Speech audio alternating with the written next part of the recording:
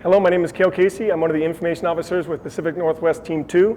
I wanted to make sure that you got to meet our incident commander, Rob Allen. Rob's here on behalf of the team to give us basically an overview and to answer some questions. We've already seen a lot of questions coming out of the crowd this morning.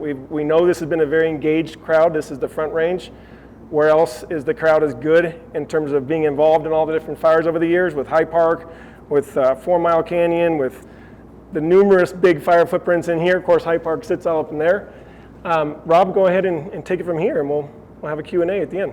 Super, excellent. Well, as Kale pointed, my name is Rob Allen. I'm incident commander for P&W 2. I've been with this team now for, we've been going on this for about 8 years now. I was the deputy up till this couple of years ago, and my deputy now is Chris Schulte, who was the IC. Now we've swapped roles.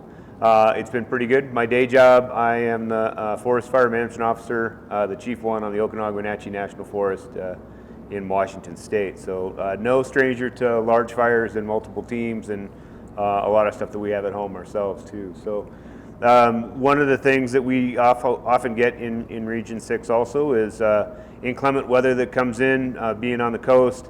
We often get rainstorms that'll come through. Look like it might be a season-ending event. It's actually a season-slowing event, or might just be a little hiccup in the progress. So, as we pay attention to the fires that we have here now, the fact that we've gotten a significant amount of snow over both of the areas that we're concerned about right now, the East Thompson Zone and the Cameron Peak Fire, we know that until we have enough time for that to melt off and some time for it to get what we said, and Dan Dallason's team was waiting for some of their areas to be tested. We'll want to get some sun on it. We'll want to get things dried out. We're going to want to see the wind on it and make sure that we are still in a position to fight fire if needed when that happens. So we want to thank everybody who's been asking all the great questions on Facebook, email, and calling the Joint Information Center. We have a staff that's working essentially around the clock because there's some folks working in different time zones trying to help you out, get those answers. But the team has identified 3 big trouble areas that we're going to hit on for the rest of our assignment. It's going to be the Estes Park area. Of course, we know that's a national treasure, lots of homes there, businesses. We want to make sure that's covered, and Rob will cover that in a second. And then we have the Pingree area with the CSU campus, YMCA camp, and that whole park. And then of course, coming into Pingree Park, we have the North Fork Trail where we had a slop over that Rob will talk about, and we have the whole community area of Glen Haven, the Retreat, Cedar, and that zone. So we know that in terms of, from your questions online and all the concern out there, you've evacuated, and we thank you for that. You're very much attuned and engaged, and Rob definitely is very much with you on that. A smoke jumper for 25 years, jumping mainly in Fairbanks, Alaska, which is where I met Rob. You've been through this how many times? We know that people are really, really concerned, and now we have a real tricky situation. We can't just go in and do what we love to do, which is fight fire. We have to wait a little bit, and that's the last couple days. But once we can look more, we had that 36 road in Estes where the fire didn't cross to the east. That was a really big deal to keep it on that west side. So what tools do we have to keep it on that? Good. Other way. So let's just get into the Estes Park here area, and some of the things that we're looking at in here as we get in closer. I did just spend a good part of the morning on the phone with the park superintendent, just talking about some of their expectations in there and what we can and can't do. And then what we've really worked on now is we have a fire behavior specialist that's showing up, fire behavior analyst that'll be showing up here soon. We worked with the Dallas's teams, fire behavior folks. Ours was coming in now. Our division supervisors and our branch directors are up in Estes Park right now, working with the Park Services fire staff up there, their fire FMO, and trying to come up with what we can see out there. And then the first order of business for us to do is to get up, get as close up to the fire's edge as we can in as many places as we can get to, and evaluate what that looks like. So 2 things are happening today. We've got people on the ground trying to do that. We have our operations people flying in helicopters today that'll be able to get out and take a look down and see, okay, so yep, the snow fell, it landed on a hot log, it either put the log out or the snow's all melted around it, and we know there's still some heat there. And how many of those little circles of heat do we still have? will start to depend on what our actions are going to need to be. And we've covered the full range of coming back down to where you see the drop points along the road there, and using fire and getting it down to the road and securing it there. Coming down Bear Lake Road to 36 and then bringing it back up and around and finding a way to tie it back into the park. So looking at how we can do that, or is it going to make more sense for us to go up in a few places and go up direct and get people on the ground and try to get right around those edges. So until we see how, and right now looking at it with no activity on it, it says, yeah, that's great, we should go do that, right? But that puts a lot of risk on our firefighters. It has, depending on what happens next, maybe a lower probability of being successful. And it's very time consuming is the big thing. For us to go in and do that, it requires a lot of crews and a lot of time, and we might not have that. It might be more advantageous for us to be able to take it on rather than going and, as we call it, going and fighting the fire on its terms, waiting till it comes to a place where we can call the shots a little bit more and work on it ourselves. We didn't have a real camp set up in Estes Park. We've been kind of in a few different places where we've been getting our intel and having our people being able to congregate. We're working on establishing a forward operating base up there right now. Our logistics folks have been up there the last couple of days.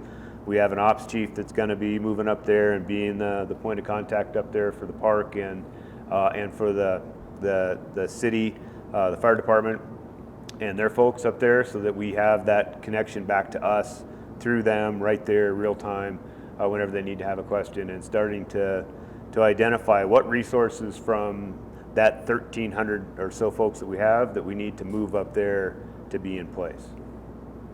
And so I know a question that we get often is this a full suppression fire when it comes to Estes Park area? Is our task to babysit it? Is our task to get black line around all of it or part of it, or how's that going to play out, you think? Our task right now is to get black line around anything that would threaten Estes Park.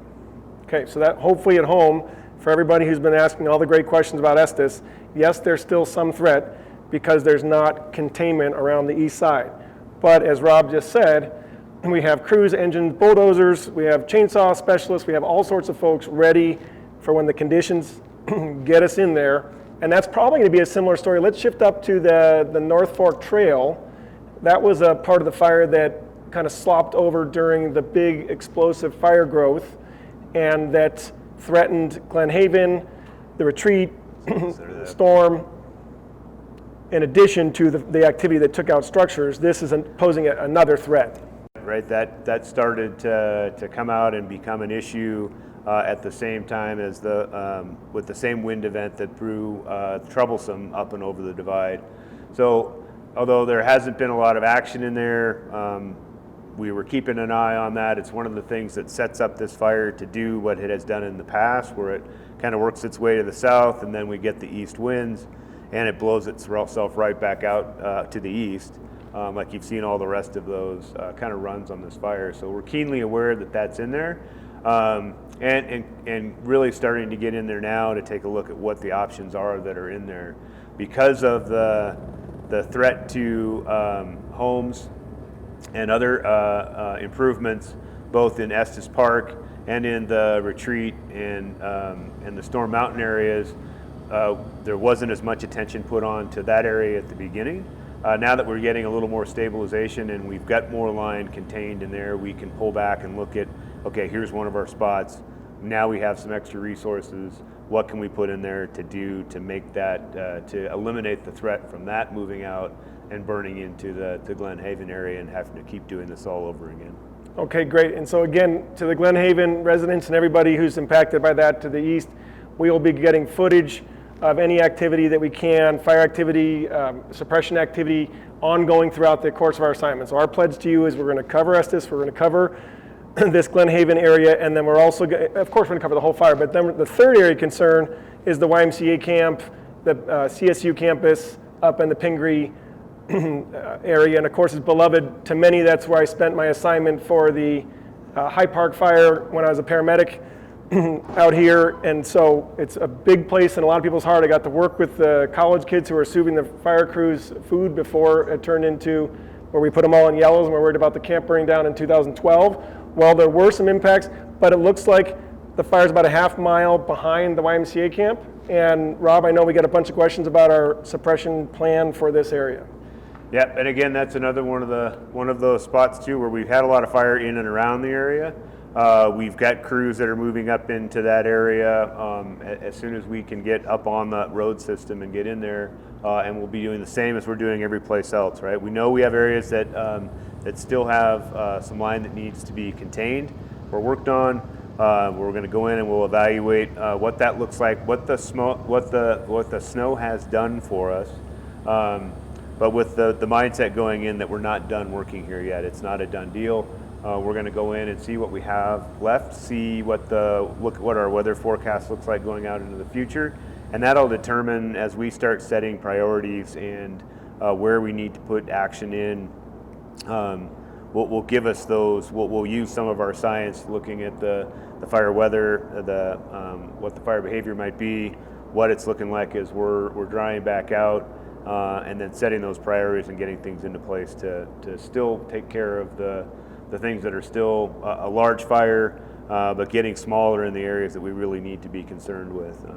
The other part of what we want to try to do is to be able to get people access back into places, and that means there's a lot of hazard trees, there's a lot of things that are down, there's a lot of road systems that are going to need to be checked and looked at, especially after the snow melts off and runs off. We're going to start to see what will be some of the erosion issues that'll happen, which is always a big problem after we've burned through here. And although this shows it as just one whole big burned area, we know from experience, right, that it's kind of a mosaic out there, that not everything burned completely, but there are places for sure that that it burned really hot and really hard in, and that we'll need to be working on those. And that's where we start into what we refer to in two different phases of the fire suppression repair, which is what we start really off trying to fix everything that we broke in trying to stop the spread of the fire.